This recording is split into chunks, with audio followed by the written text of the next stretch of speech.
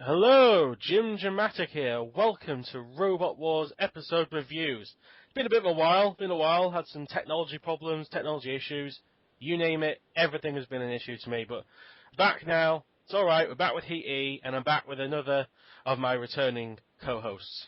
Hello, yes, I'm also part of the reason, it's me, Anderson, I wanted you, by the way, couldn't guess by the voice. I'm also one of the reasons why this has been a bit delayed, because we were meant to be doing it, Sunday just gone, and unfortunately I was a bit poorly, so I couldn't do it. So sorry about that. That's perfectly fine. Illness is fine. I had uni and Pamela decided to just not work ever again. I don't know what's happened to it. It's an update with Skype or something. I don't know. Got a different recorder now. Hopefully it works. If it doesn't, I don't know what's going to happen. But hey, we're not thinking about the negative, we're thinking about the positive. Yes. New episode out, hopefully, if you're going to hear this. Think about positives when we're doing Series 2. Oh. And actually, also, unfortunately, this is not the most interesting heat in the world as well. It's not, is it? I mean, it's okay. It's okay. Nothing really horrible happens in it. It's just... So, it's just there. It just exists. Yeah. And, speaking of robots that just exist... on my personal opinion, anyway, with the Heat winner of this, not the biggest surprise in the world, really, compared to the lineup, Tron. Is that the now orange seesaw wheelie bin lid. Instead of being pink, it's now orange because they bought the wrong paint. Not because it was a stylistic choice, they literally bought the wrong paint this time. I just want to ask a question, though. How big were wheelie bins back in that day? Very big, clearly. I've got a wheelie bin outside, two wheelie bins in fact, and the lid is a lot smaller and a lot flatter than that thing that they used for that. It must be... that must be... I mean, they must have had massive wheelie bins back then. Late 90s must be a different kind of bin. Well, everything was big in the late 90s, wasn't it? You name it. TV, phones. Mobile phones. Yeah.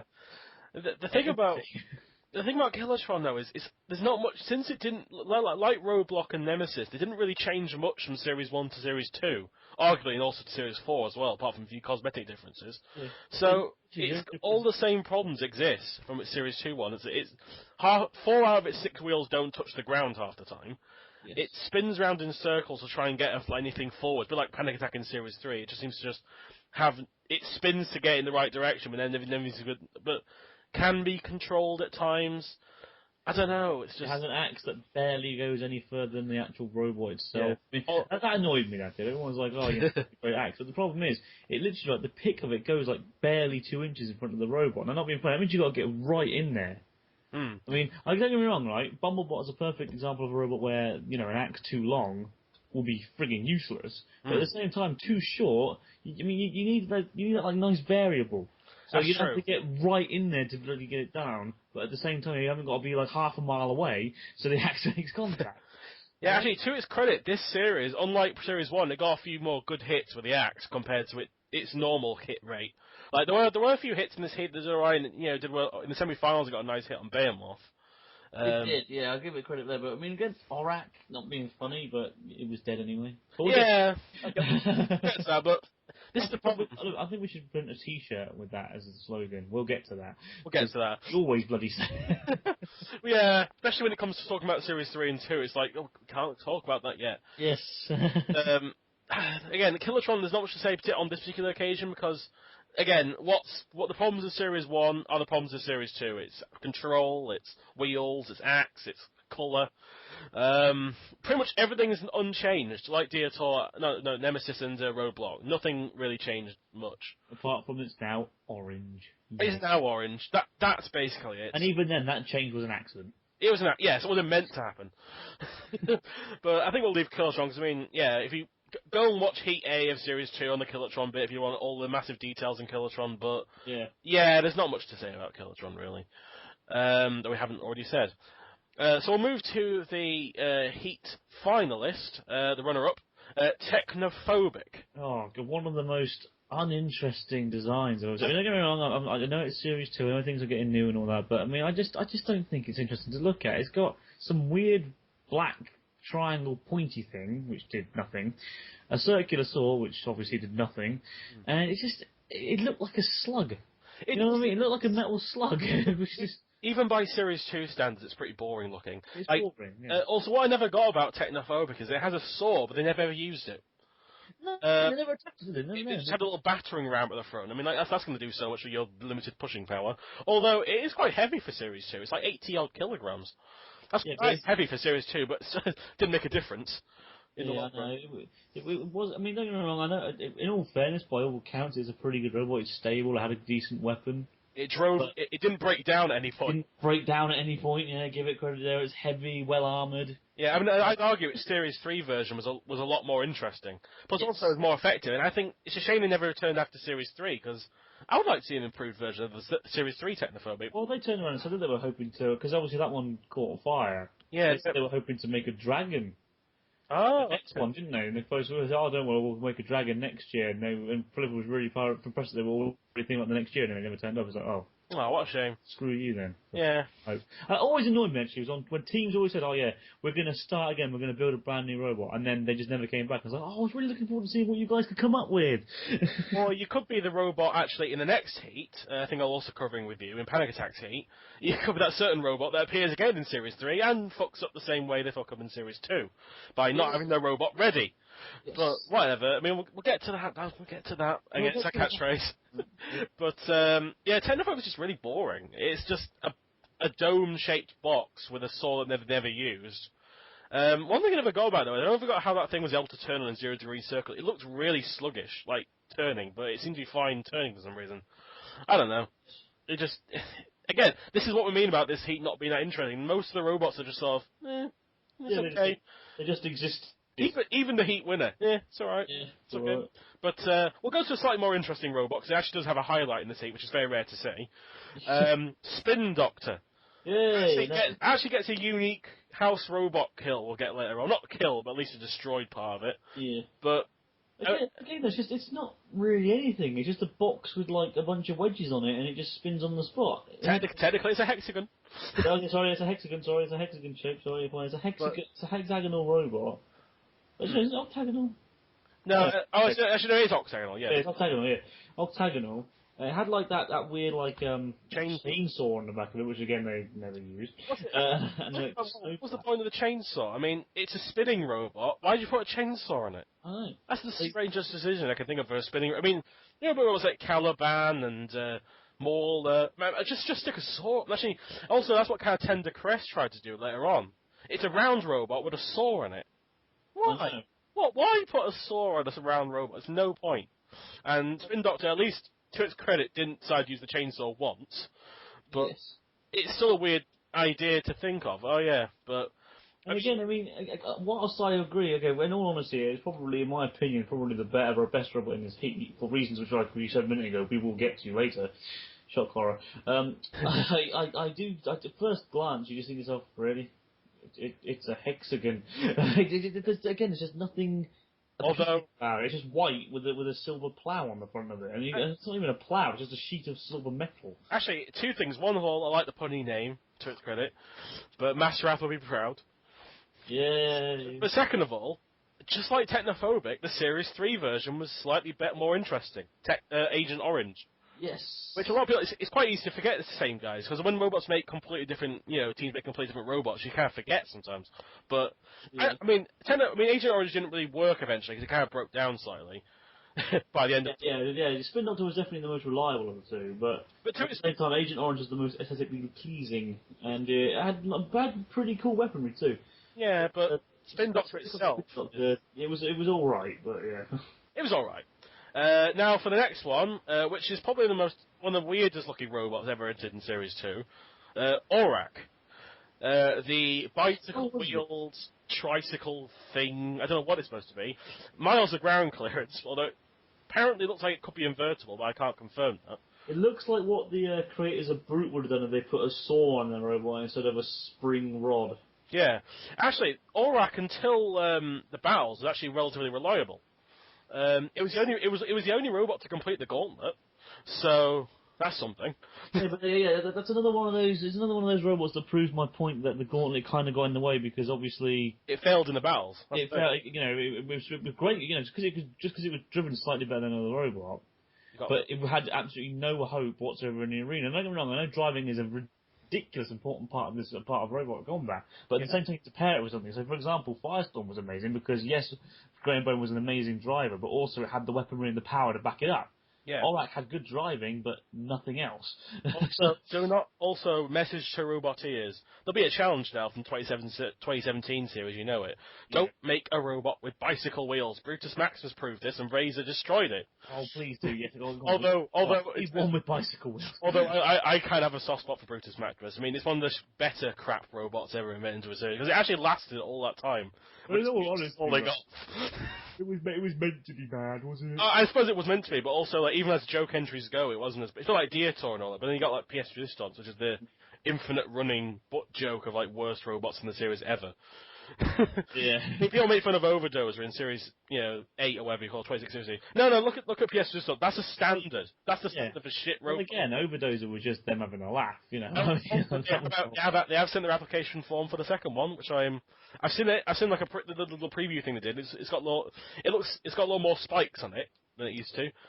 Made out of metal this time. It's 95% metal, apparently, according to them. So, woo! They're improving. They're improving. They've got a metal boat instead of a wood boat. Yeah, it's a cargo carrier now. Yeah. But but Aurak, I mean, its weapons were kind of useless. I mean, the saw never did anything. The best thing about Aurak was the paint. The paint, yeah, and also not yellow, so there you go.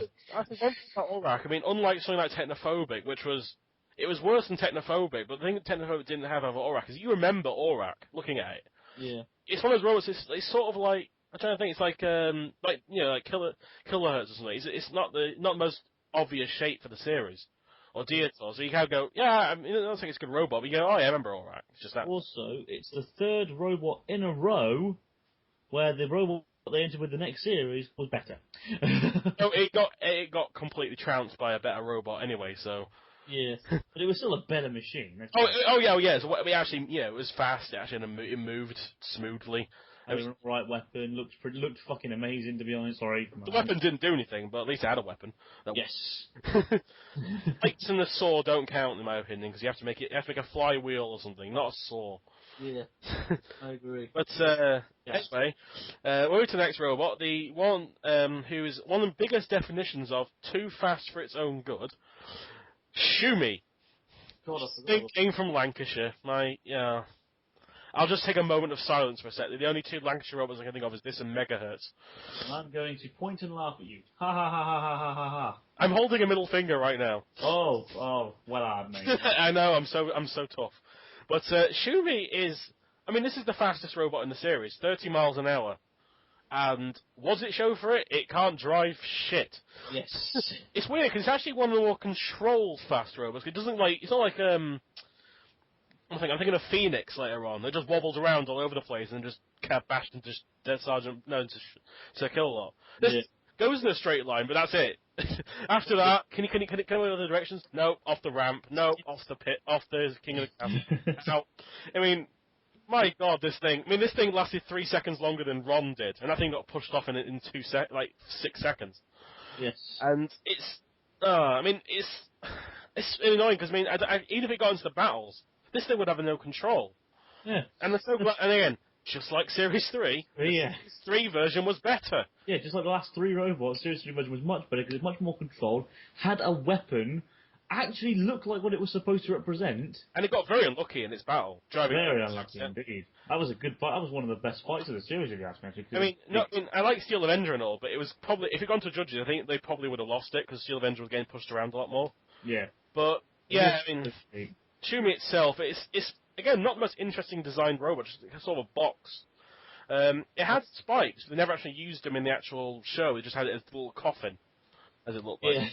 It does look like a coffin, even more so than Victor. It definitely looks like a coffin. It's weird. Yeah. I mean, even Johnson calls it that. Schumi has proved that speed is nothing without control. I've always thought that, and there are robots that have good speed and control. Tornado. Tornado's only 10 miles an hour. Well, Storm 2 then, for example, in Series 7. Not Series 8, Series 7. Yeah. And then obviously, actually X-Terminator in Series 3. Very fast robot, had very good control. Yes. This thing, no control whatsoever. I mean, it's insulting to call this thing controlled. Yes. The fastest robot in the heat, nothing to show for it. Pretty much.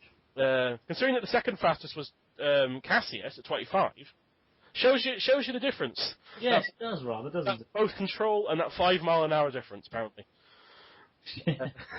But yeah, so, and then finally, pain in the neck, this robot. Sorry, I had to make the pun instantly, but I know, sorry. It's pain. There's not a lot, well, I'd like to talk about how bad this thing did in the Gauntlet, but it didn't even make it into the Gauntlet. This thing, and actually the next heat, coincidentally, the 2 robot heats they put in a row, I think they could have spread them out.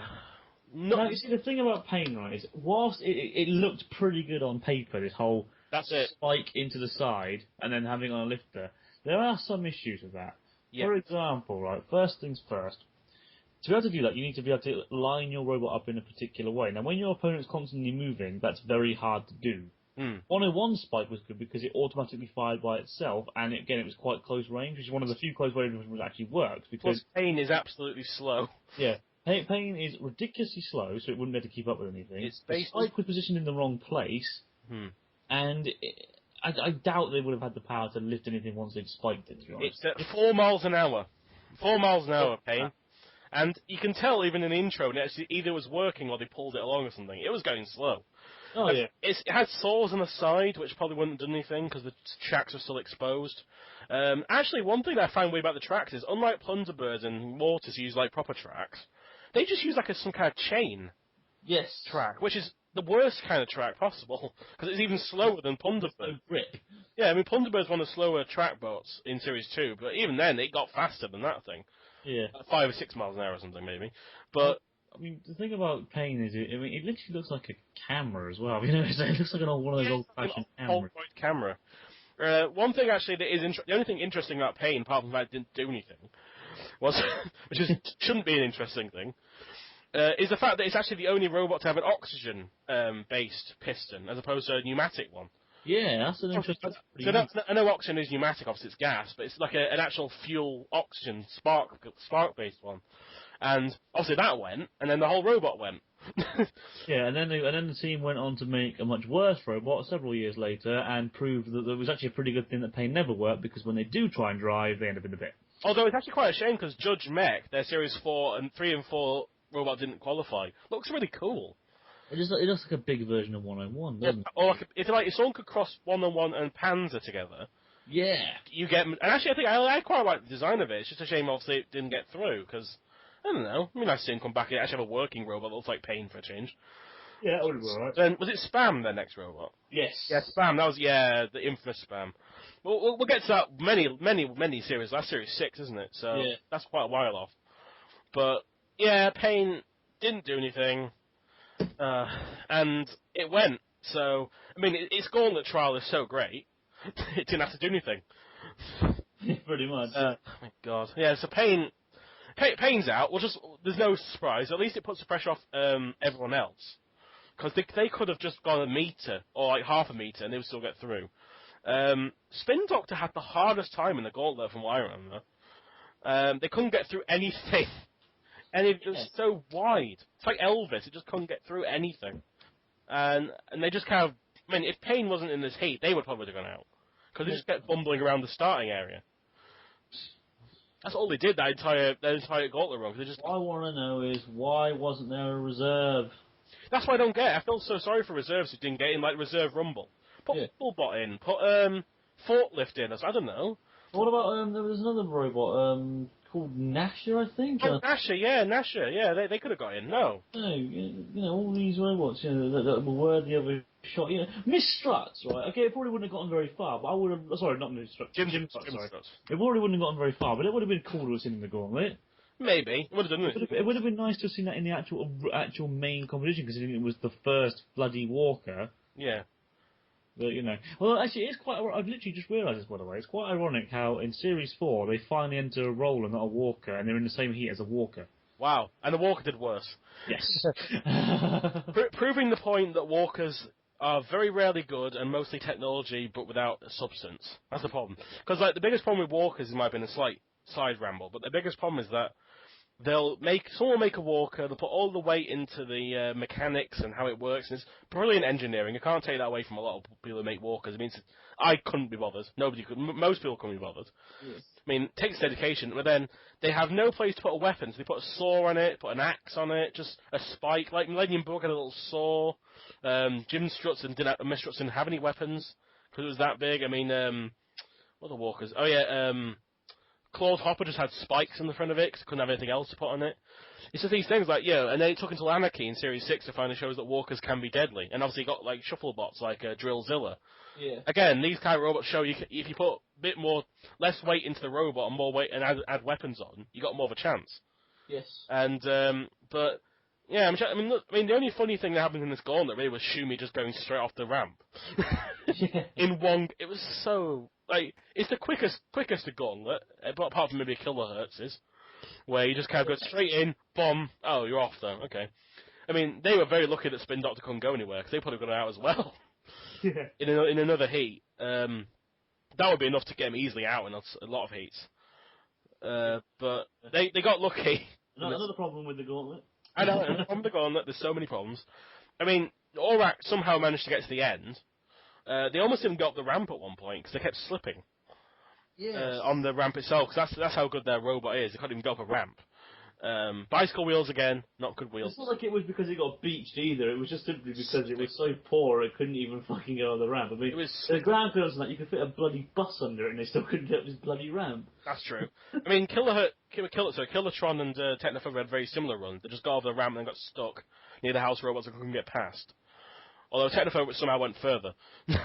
Yeah. Not sure how. I mean, I'm looking at it going, I didn't see much of a difference really, but whatever. Yeah, quite an uneventful Gauntlet, apart from Schumi going off and Payne not doing anything. Yeah. That was basically it. Now, the trials, we have King of the Castle, which is just sumo with added extras for no reason. Yeah, basically. The one. I mean, there's literally no, like Joust, there's literally no reason for this thing to exist. Yeah. Because just have a sumo. I don't care if you oversaturate it with sumos. It's much more interesting than just watching the robot drive up to the house robot, or in this case, literally the sumo, but the house robots have to drive onto you first, and there's two of them. I would have much rather seen the British Bulldog again. Oh, that's so great, British Bulldog. Imagine if, like... Schumi, my god, that would be great. would have dominated that. They would have. I mean, I think probably Aurak or Technophobic might have gone out of that one. Yeah, especially... Oh, god, yeah, they wouldn't have lasted long. I mean, Killertron probably could have powered its way through eventually. Yeah. And then, obviously, Spin Doctor's decent-ish speed, so it could have done alright, but yeah. Also, Spin Doctor, as we're about to discuss, did manage to take out one of the house robots. Oh, we might as well discuss that now. It's the only apart from Schumi committing suicide once again. Yeah. It's the only other really. I mean, the other ones are quite standard. I mean, this one was great. I mean, Spin Doctor managing to take out Matilda's tusk By just spinning on the spot. How weak is Matilda's tusks? At the time, they must have been ridiculously weak because it just came straight off. As far as I'm aware, this has never happened to Matilda again. It might have happened maybe one at a time, but it's very rare that her tusks fall off. So it's quite a feat to do that.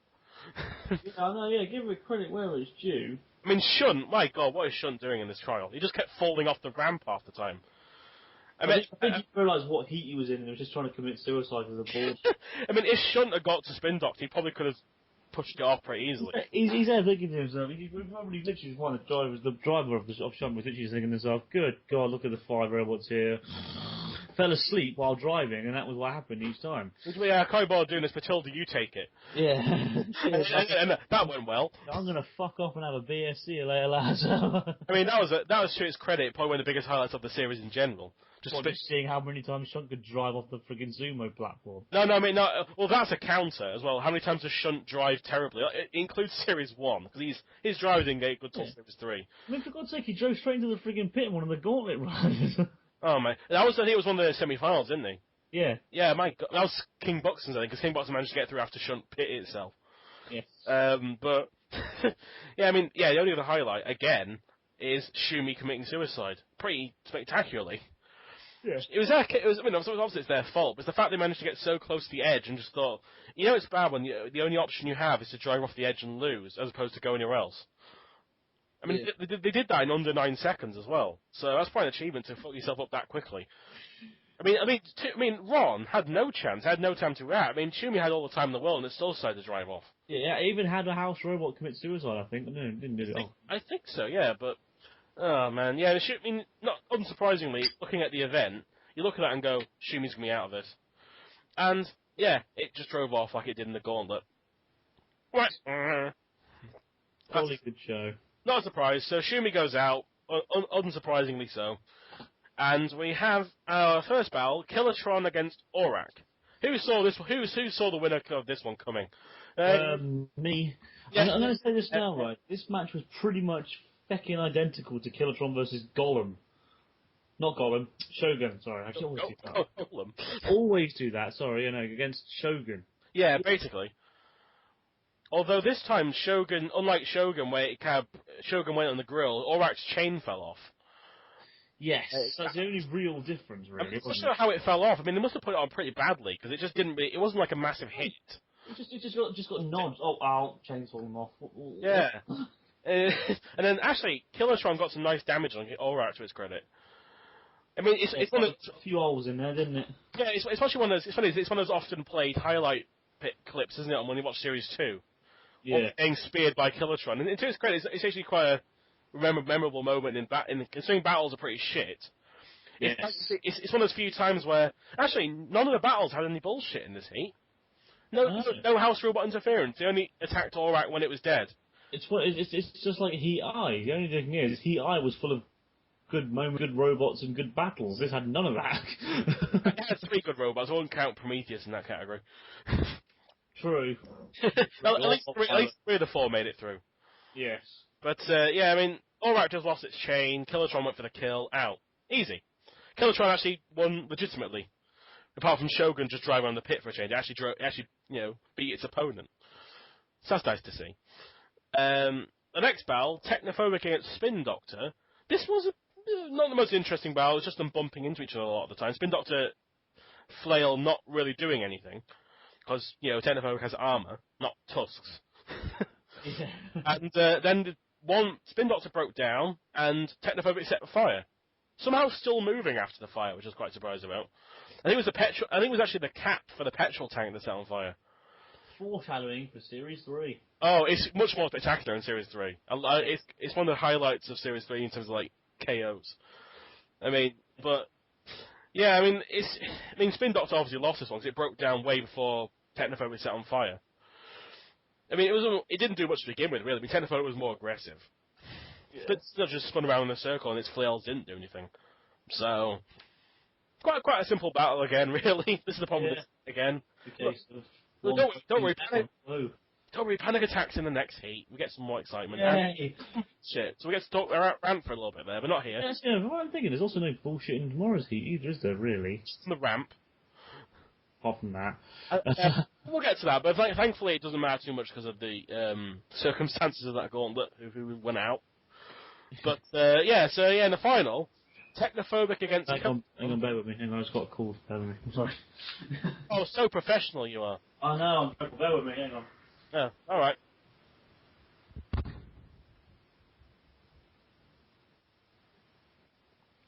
This is Jansen just doing his call. Very, very, very professionalism. I'll just talk for a bit. But, heat final, Technophobic against Killatron. One thing very interesting about this fight is the fact that this was the first pitting. First KO by a pit. Because the pit was around, but nobody would have got KO'd by it until Technophobic versus Killatron. Very nice, and I'm waiting for Anderson to come back. Just talking on my own here, so... Not surprising. I was just talking to myself there, so I was trying to make sure the gap wasn't, filling the gap. You could crop it out and post-editing, mate. Oh, no, that's all right. I was just saying to the people who weren't here that this was the first KO by pit of Oblivion in the series. Yes, it was. Yes, that's very important to know. I can't believe it took 5 heats for that to happen. No, technically 11, because you had 6 heats from series... Actually, there wasn't any pit in series 1, was there? No. Yeah, 5 heats, yeah. And it was the first one, and it was one of Killatron's few really good moments. That push from Technophobic. I mean, that just shows you how weak Technophobic was, really. The fact that a robot with no wheels on like a seesaw and only has 2 of its 6 wheels on the floor can somehow push you into the pit. Actually, I think the reason why is because Killatron's axe got caught in the armor between Technophobic's plates, so it kind of got stuck in. So it dragged it across. I like to think another reason was maybe Technophobic was dead. I don't think so, because it even push back or anything. Well, it could just have terrible pushing power. It Well, didn't do well in the King of the Castle, and it couldn't push any of the house robots back in the Gauntlet. So I imagine it's just average. I mean, I think Killatron managed to get it stuck on the armor, like his axe, and then just kind of pushed it forwards. And then that could be perhaps one of the best controlled victories in the history of Robot Wars. Apart from Panic Attacks, no. The most, I think, the contestant for the most controlled KO is probably Big Cheese versus Anarachnophobia next series. Oh yeah, that was a good one. I love that. I'm sorry, I mean, it's spoilers. He won that battle, but it was a little ninja grab. That was pretty cool. So like Mr. Miyagi. Nonchalant. Although I will admit, I liked Wild Thing's stylistic toppling of Exterminator 2 in the semi-finals in Series 4 as well. That was nice as well. How it just slid underneath it, he did a quick twist around and then got back underneath it again, which is so good. Oh no, Panic Attack against Firestorm in Series 3. That little flip, because it wasn't a KO, but it was like a flip onto the wall. Yeah. You know how quickly Firestorm gets on that from it being stuck on the spike. It's like an ESP or something. Yeah. It's going to happen, and just went straight underneath it. But I mean, not much happened in the fight until the KO. Really, I mean, Killatron just pushed Technophobic into the pit. Yeah. That was it. What a great, amazingly memorable heat this was. No. Okay, your thoughts out of 10? Because I don't do range, but you do. Out of 10, well, nothing terrible, nothing good either. Well, nothing great either. It's just sort of an average heat. No bullshit. No bullshit. So that I was going to give it 5 out of 10, but the fact that there was no BS for the house robots, and in all fairness, the robots did do as well as they was expected to do. I'll go 5.5 out of 10. I think that's fair. 5.5. Fair enough. That's a decent rating. You're also joining me for Heat F next time. I am. And what's happening in Heat F? Well, we have a legend being born. A legend being born. We have, of course, Panic Attack. The again, spoilers here in case you haven't seen this series at all or haven't heard anything from Panic Attack ever. So why are you watching this bloody ass series? That's true. This is the future champion of this series alone. And it does improve in Series 4. I'd say Series 3 has got good. It has its core design in Series 3, but the driving's not as good. Series 4, he perfects the drive. He has the gyro stabilizer in Series 4 onwards. So then he starts getting really good. He has really good controlled pick. Like a highlight for maybe Ramstein against Panic Attack in the in War of Independence. Oh yeah, that was how good. Perfect he picked that robot up, or Barbarous as well in Series 5. He has that way of just picking a robot up and be like Razor can sometimes, and just having it so helpless. Which is one thing I'll give Razor credit for. It's not interesting to watch. It's so stylish as well. It's a lovely robot as well compared to the Series 2 version. It's just a box Series 2. We'll also be seeing one of the most dangerous robots in existence in Disruptor. Oh yes, we'll get into details why it's most dangerous. You look at that and go, it doesn't look that bad. Well, we'll explain it in the next episode. I will say though, just as an advanced thing, I think it's one of the coolest looking robots in Series 2. Oh yeah, definitely. Design-wise, I just think it looks really. I mean, it's not really effective in the end. It wasn't that great, but it got very lucky in its battle, arguably. But it's still. It just looks nice and sleek, like some kind of military robot. I don't know. The sword did nothing again, but hey, it's something. We also see a robot that liked pain so much it started to follow in its footsteps. Although, we'll admit, I think it's a worse looking robot than Pain. Oh, yes. Which is kind of a shame, which is sad saying that.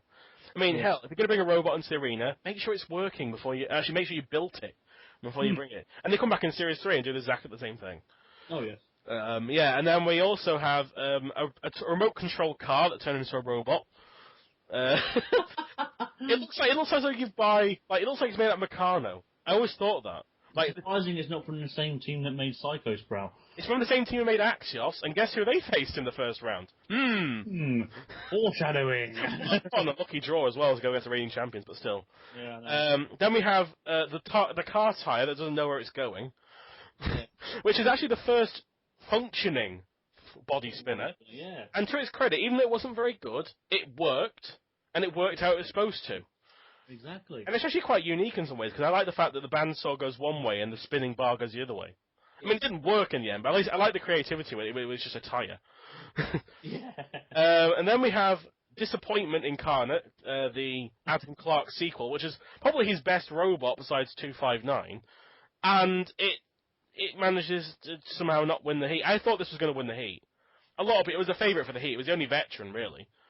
So, you know, it's a good robot, and he somehow cocks it up in the battles. Yeah. It's a shame because he was doing really well until then. Yes. He was actually doing better than Panic Attack, so... Yeah, I think that's all of them. Yeah, that's all of them. That's all of them. Yep, so next week should be a little bit more interesting, a bit more bullshit, tiny bit, not too bad. No battles in the bullshit again, though. Which is cool. actually, a little bit with corporal punishment, but... yeah, so that was this episode, not the best. 5.5 you're giving it. Yep. That was EE, so see you later. I'm Jimjamatic, signing off. And I'm Anderson Man 132. Thank you for watching, and I'll be with you next time for here. Bye!